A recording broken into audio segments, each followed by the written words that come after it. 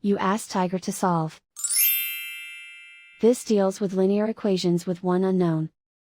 The final result is u equals 5. Let's solve it step by step. Simplify the expression.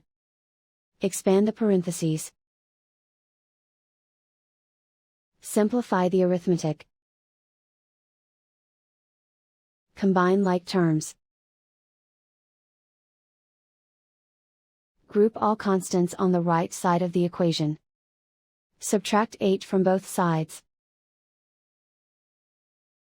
Simplify the arithmetic.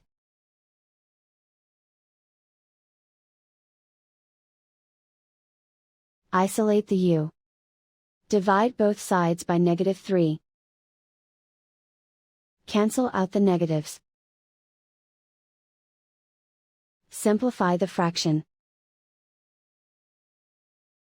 Cancel out the negatives.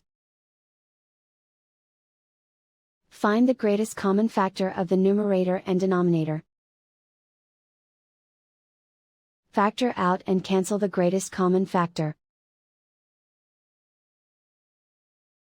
And so the final result is u equals 5.